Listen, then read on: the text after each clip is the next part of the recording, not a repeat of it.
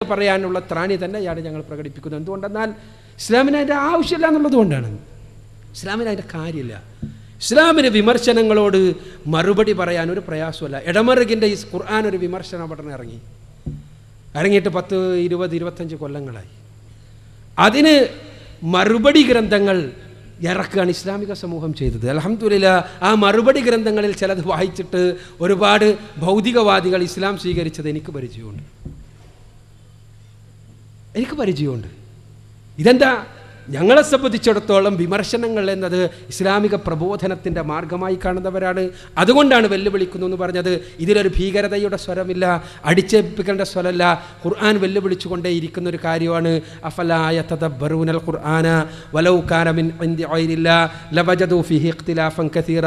ഖുർആനിലെ 4-ാമത്തെ അധ്യായം സൂറത്തുൻ നിസായിൽ 52-ാമത്തെ വചനം. അവർ ഖുർആനിനെ കുറിച്ച് ചിന്തിക്കുന്നില്ലേ? അതെങ്ങാനും പടച്ചോൻ്റെ കയ്യിൽ നിന്നുള്ളതല്ലായിരുന്നുവെങ്കിൽ അവർക്കതിൽ ധാരാളം വൈരുദ്ധ്യങ്ങൾ, ധാരാളം അബദ്ധങ്ങൾ കണ്ടെത്താൻ കഴിയുമായിരുന്നു. ഖുർആൻ വെല്ലുവിളിക്കുക, ഒരബദ്ധം കൊണ്ടുപോവാ, ഒരെണ്ണം.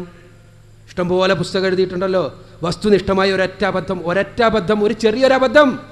14 നൂറ്റാണ്ടുകൾക്ക് മുമ്പ് അശാസ്ത്രീയമായ ശാസ്ത്രം എന്താണ് എന്നറിയാതിരുന്ന ഒരു കാലഘട്ടത്തിൽ അവതരിപ്പിക്കപ്പെട്ട ഗ്രന്ഥത്തിൽ ഒരബദ്ധം,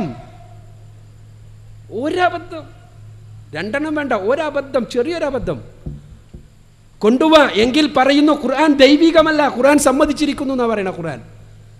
ഇതേപോലെ വെല്ലുവിളിക്കാൻ ആർക്ക് കഴിയും? ഇതേപോലെ പറയാൻ ഞാൻ വെല്ലുവിളിക്കുന്നു. ഏതെങ്കിലും ഒരു മതപ്രസ്ഥാനത്തിന് സാധിക്കുമോ? ഏതെങ്കിലും ഒരു മതഗ്രന്ഥത്തിൽ ഒരു അബദ്ധമുണ്ട് എന്ന് പറഞ്ഞാൽ ആ മതഗ്രന്ഥം ദൈവികമല്ല എന്ന് അംഗീകരിക്കുവാൻ ഞങ്ങൾ സന്നദ്ധമാണ് എന്ന് പറയാൻ, എന്നിട്ട് തുറന്ന് ചോദ്യങ്ങൾക്ക് മറുപടി പറയാൻ സാധിക്കുമോ? ഇത് സാധിക്കുന്നത് ഇസ്ലാം വെല്ലുവിളിക്കുന്നത് കൊണ്ടാണ്. ആദർശത്തിൻ്റെ വിഷയത്തിൽ ഇസ്ലാം വെല്ലുവിളിക്കുന്നു. ഈ ആദർശത്തെ വെല്ലാൻ, ഈ ആദർശത്തെ തകർക്കാൻ ഒരാൾക്കെങ്കിലും കഴിയുമോ എന്ന് ഖുർആനിൻ്റെ വെല്ലുവിളിയാണിത്. ഞങ്ങളുടെ ആരുടെയെങ്കിലും വെല്ലുവിളിയല്ല. ഹുവല്ലദീ അർസല റസൂലഹു ബിൽ ഹുദാ വദീനിൽ ഹഖ് ലിയുദ്ഹിറഹു അലദ്ദീനി കുല്ലിഹി വലൗ കരിഹൽ മുശ്രികൂൻ. ഇദാ ഹുവല്ലദീ അള്ളാഹുവാണ് അവതരിപ്പിച്ചിട്ടുള്ളത്.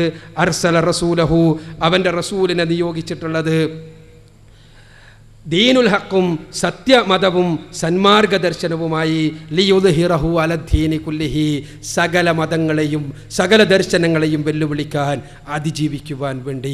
വലൗ കരിഹൽ മുശ്രികൂൻ, മുശ്രിക്കുകൾ എത്ര ഭയപ്പെട്ടാലും എതിർത്താലും വെറുത്താലും ശരി. അതെ, ആര് വെറുത്താലും ഈ വെല്ലുവിളി, ആദർശത്തിൻ്റെ പേരിലുള്ള വെല്ലുവിളി, ആരെങ്കിലും അടിച്ചേൽപ്പിക്കുവാൻ വേണ്ടിയുള്ളതല്ല, ആരെയെങ്കിലും ആക്രമിക്കുവാനോ അതിക്രമിക്കാനോ വേണ്ടിയുള്ളതല്ല. ഈ ആദർശം സത്യമാണ്, ഇതേ സത്യമുള്ളൂ എന്ന വെല്ലുവിളി ഉയരുക തന്നെ ചെയ്യും. അത് ഖുർആനിൻ്റെ വെല്ലുവിളിയാണ്. അത് ഇസ്ലാമിക പ്രബോധകർ ഉയർത്തുക എന്നത് ഖുർആൻ നടത്തുന്ന വെല്ലുവിളി ആവർത്തിക്കുക മാത്രമാണ് ചെയ്യുന്നത് എന്ന് സൂചിപ്പിക്കുന്നു. അസ്സലാമു അലൈക്കും.